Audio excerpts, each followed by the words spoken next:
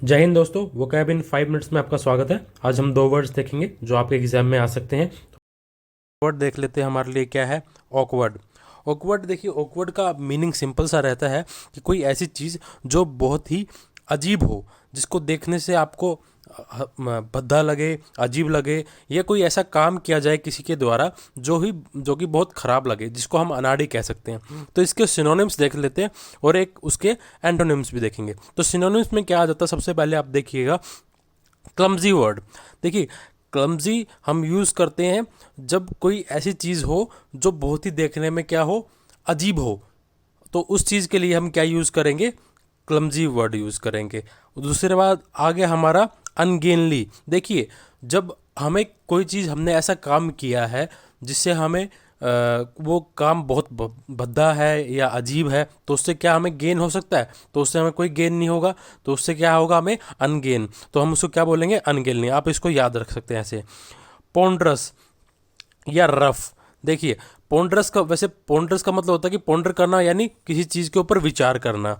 ठीक है, तो जब कोई काम ऐसा ऑकवर्ड होता है तो आप उसके ऊपर क्या कर रहे हैं, विचार कर रहे हैं। रफ यानी भद्दा, इसको हम कह सकते हैं। रफ थोड़ा कठोर होता है, तो इसको उस सेंस में भी यूज़ किया जा सकता है कि ये कठोर, ये थोड़ा भद्दा या थोड़ा रफ है ना, जिसको अच्छे से जो बिल्कुल साफ नहीं है, वो थोड़ा खराब है। अब देखिए, इसके यूज़ देख लेते हैं कैसे कैसे करते हैं। मैं आपके लिए 2 सेंटेंस लेके आया हूँ इसमें। पहला है ओकवर्ड एन ओकवर्ड डांस। तो क्या है यहाँ पे, डांस क्या है, ऑकवर्ड है, क्योंकि वो डांस क्या है, ऑकवर्ड है, अच्छा नहीं है, दिखने में खराब लग रहा है, भद्दा कर रहा है। जैसे आप मान ली शादी में डांस कर रहे हैं, कोई आपको देख के बोल दे कि यार ये तो बड़ा ऑकवर्ड डांस था। ठीक है, तो हम यहाँ पे क्या करेंगे, ऑकवर्ड डांस, क्योंकि वो नाचने में या वो डांस बिल्कुल अच्छा नहीं था। दूसरा, दे अराइव्ड एट ऑकवर्ड टाइम, यानी यहाँ जब वो आए तो टाइम वो अच्छा नहीं था या गलत टाइम पे आ गए। मान लीजिए आप खाना खा रहे हैं तो बोल देते हैं कि वो ऑकवर्ड टाइम पे आ गए। आप रात को सो रहे हैं तो आप बोल देंगे ऑकवर्ड टाइम पे आ गए।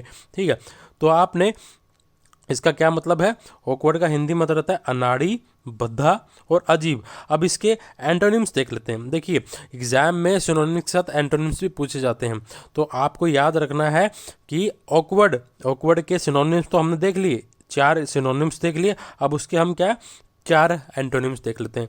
तो हमने आपके एक वर्ड से हमने कितने सीख लिए, यहाँ पे हमने 9 यहाँ पे सीख लिए, है ना। हमारे एक वर्ड से हमने कितने, 9 यहाँ पे वर्ड्स सीख चुके हैं। तो अब एंटोनिम्स देख लेते हैं यहाँ पे। ठीक है, एंटोनिम्स क्या क्या है इसके।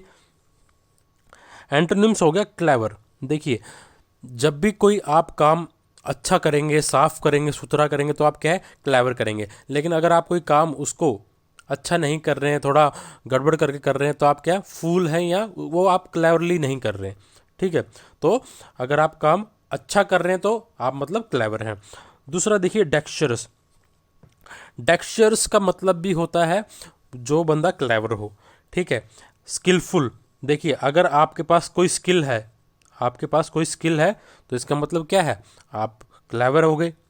अगर जिसके पास कोई स्किल नहीं हो, जिसको बोलना इंग्लिश अच्छी ना आती हो, जिसको लिखना नहीं आता हो, उसको हम क्या कहेंगे कि अनपढ़ बोल देते हैं। तो जो अनपढ़ रहेगा, है ना, जिसको अच्छे से लिखना नहीं आएगा, बोलना नहीं आएगा, जिसको कोई स्किल नहीं होगी किसी के पास, उसको हम अच्छा नहीं बोल सकते ना, उसको फूल ही बोलेंगे।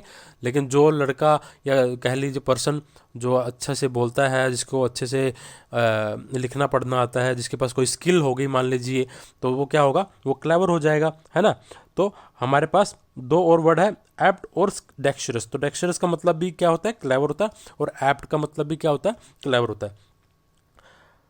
अब देख लेते हैं दूसरा वर्ड हमारे पास क्या है, अपेरेंट।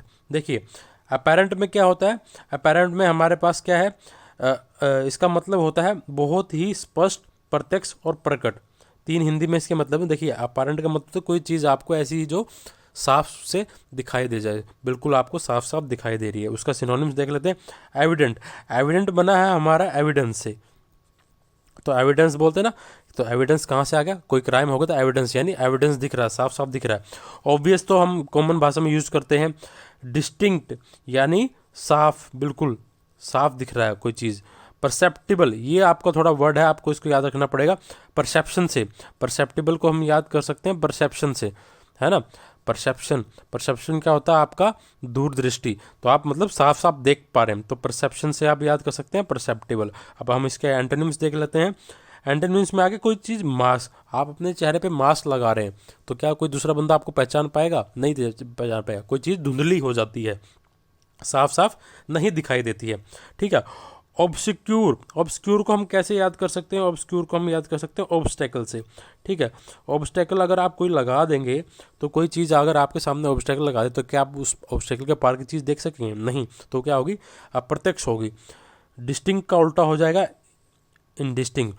डाउटफुल, जब आप कोई चीज़ देख ही नहीं पाएंगे अच्छे से तो वो क्या डाउटफुल हो जाती है। तो हम इसका एक एग्जांपल देखते हैं। The trend is already apparent in India, यानी द ट्रेंड, जो कोई ट्रेंड चल रहा है किसी भी चीज़ का, वो ऑलरेडी क्या है, साफ साफ दिखाई दे रहा है। तो हमने ये 2 वर्ड सीख लिए, आप इसको देखिएगा अच्छे से, एग्जाम में आने की संभावना रहती है। धन्यवाद।